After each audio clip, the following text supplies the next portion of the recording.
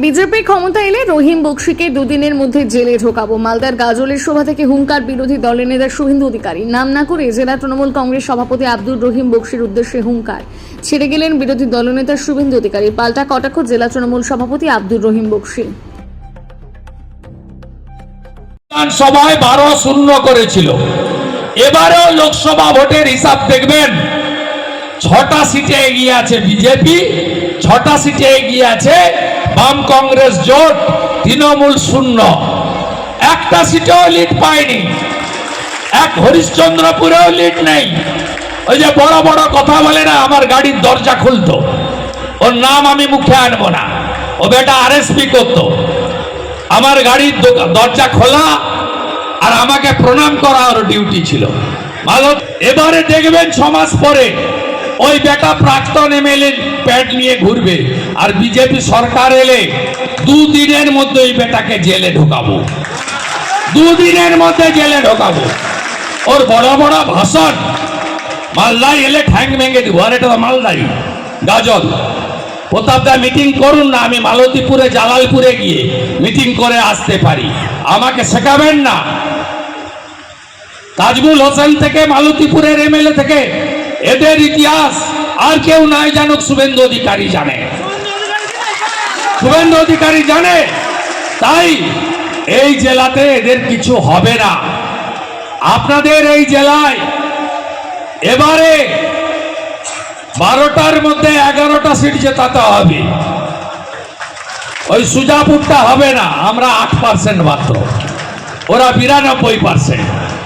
বাকি সব সিট আমাদের জেতাতে হবে, এই শপথ আমাদের নিতে হবে। আমি আপনাদের কাছে বলি, প্রতিষ্ঠান বিরোধিতার সাথে সাথে বিকল্প সংকল্প।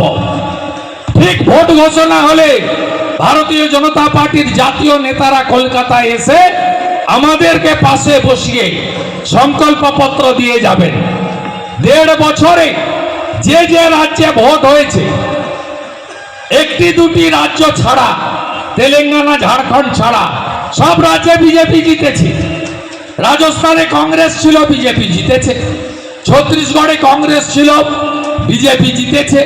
দিল্লিতে আপ ছিল, বিজেপি জিতেছে। অসংখ্য উদাহরণ রয়েছে। আমি খুব ভীত সন্ত্রস্ত, আতঙ্কিত। আমরা গ্রামের মানুষ, গ্রামে বাস করি। আমরা দেখি যে কোনো কুকুর পাগলা হয়ে যায় আর সে যদি কাউকে কামড়ায় তাহলে তাকে জলাতঙ্ক রোগ হয়ে সে মারা যায়। এরকম একটা কুকুর আজকে পশ্চিমবঙ্গের বুকে ঘুরে বেড়াচ্ছে, কাকে যে কামড়ে নিবে এই আতঙ্কে আমরাও ভয়ে ভয়ে থাকছি।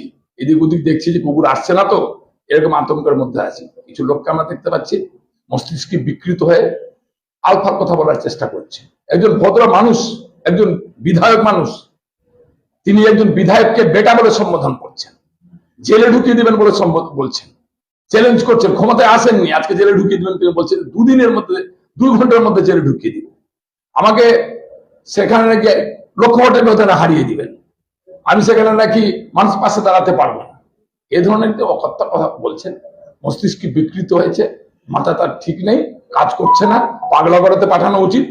আমি ওর ফ্যামিলিকে অনুরোধ করবো, যদি আপনাদের কাছে টাকা না থাকে, দিদির স্বাস্থ্যসাথীর কার্ড আছে, আমরা দিদিকে অনুরোধ করবো, দিদি স্বাস্থ্যসাথী কার্ডে আর একটু টাকা ওর জন্য বাড়িয়ে দিন, যাতে ওকে পাগলা করাতে মাথাটা ভালো করে নিয়ে আসে, যাতে পশ্চিমবঙ্গের মানুষ আমরা বাঁচতে পারি কমসে কম। মানে এরকম পাগলার কাছ থেকে বেঁচে সুস্থভাবে দীর্ঘদিনে যে আমাদের ইতিহাস, আমাদের যে সংস্কৃতি বাঙালিদের, এখানে হিন্দু নয়, এখানে মুসলিম নয়, আমরা বাঙালি একসাথে বাস করি। যাকে ইচ্ছা তাকে ভোট দিয়ে আমরা সেই ক্ষেত্রে দাঁড়িয়ে দিদি ওকে পাগলা করাতে পাঠান আর স্বাস্থ্যসাথী পরিষেবা দিয়ে তাকে সুস্থ করে নিয়ে আসুন।